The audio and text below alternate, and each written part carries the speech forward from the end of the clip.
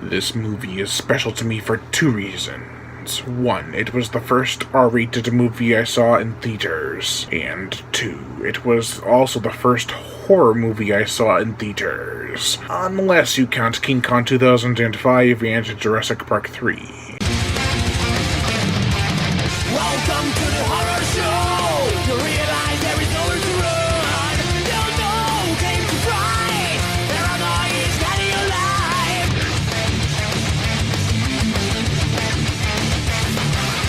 28 weeks later. With its $15 million budget and nearly $65 million profit, the film didn't make more than the original. But whereas figures at the box office were different, figures in the seats watching this movie had a different response. Trying to be clever.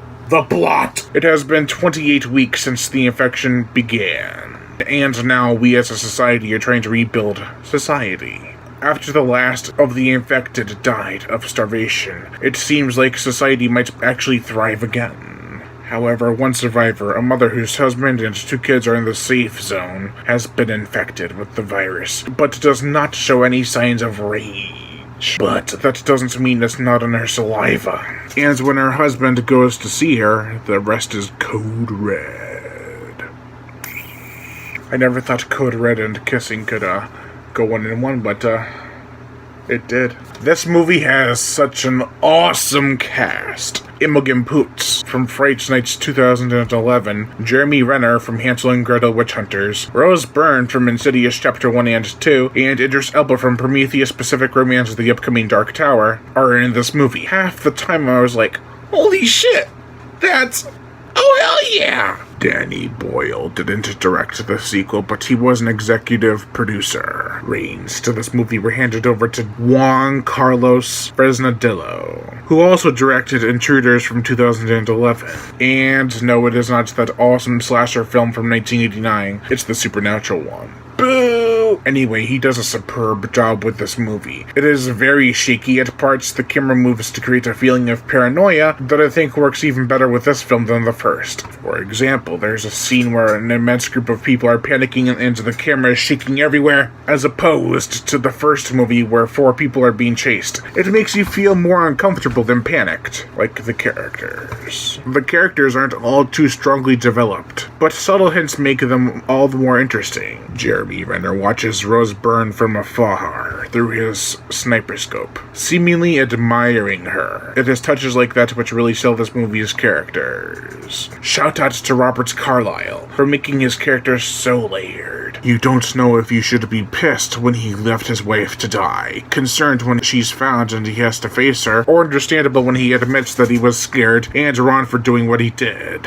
From the moment you see his expression when they say they found his wife, you wait what feels like an eternity to see if his wife forgives him. As I said before, this was the first R-rated and first horror movie I saw in theaters, depending on what you classify as horror. I remember going with my mom and a friend, and I loved it. Mom was dizzy from the camera shaking so much. However, a few months later we saw Halloween 2007 in theaters, and now she hates Michael Myers with a burning passion. Sorry, Mom. For a 13-year-old seeing his first horror movie in theaters, it was a grisly bloodbath. I was shocked and loved every minute of it. This is not a nostalgic trip for me. This was a sacred movie to me, one I didn't want to get sick and tired of. So I watch it sparingly, to not grow tired of it. The movie isn't as atmospheric as the first. However, the nighttime shots are beautiful. There are a lot of night skies being shown that reminded me of a movie set in the 40s during World War II. Rage zombies or no rage zombies, this is to make a devastatingly great war movie.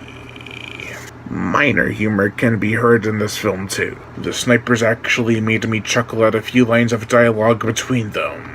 While Jeremy Renner eyes Rose Byrne, the rest are scoping literally through the rest of the people in the complexes, and joking around about their doings. With humor installed in this film, you would think it'd lose some intensity. However, when Code Red is commanded, the snipers drop any sense of lighthearted air, and are devastated as they have to shoot infected rage zombies as well as innocent people trying to run away. Them trying to contain Outbreak while screaming with every shot was powerful. It rivals almost anything 28 Days Later dished out. This movie does a lot of things better than 28 Days Later, including the gore, the effects. We get pretty much all practical effects. An insane amount, to be frank. We get a gruesome eye gouging, countless grubby dead bodies, bloody and non-CG blood squibs. Heads explode, guts are strewn everywhere, it's a gruesome mess. My favorite gore segment is when the helicopter dips lower and cuts up a pack of zombies, and an explosion of blood, guts, and body parts. It is a scene that could honestly compete with Piranha 3D.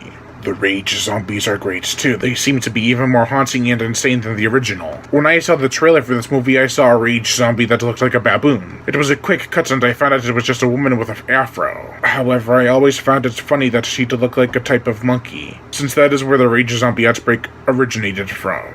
The musical score, much like the first. I do feel it fits better here though, that's for sure. And the song in the house and the heartbeat is playing, and it fits so damn well. I tried to find dislikes, I really did, but the fact still remains. The characters are great, the pacing is brisk and fitting. Most of the atmosphere and even imagery are amazing. The plot is where the series needed to go. The gore is incredible. The musical score, even though it is just reused from the first, fits better in here than the original. This movie just excels and kicks ass. The first one was great. The sequel, however, is fucking superb. I went into this movie thinking, oh, it won't be as good as I remembered. I ended up holding my breath, gasping, and even cringing in some scenes. Overall, I give 28 Weeks Later a solid 5 out of 5. I'm Brian Gatto, host of Horror Show Entertainment. Make sure to like my Facebook page in the description below and leave comments and subscribe.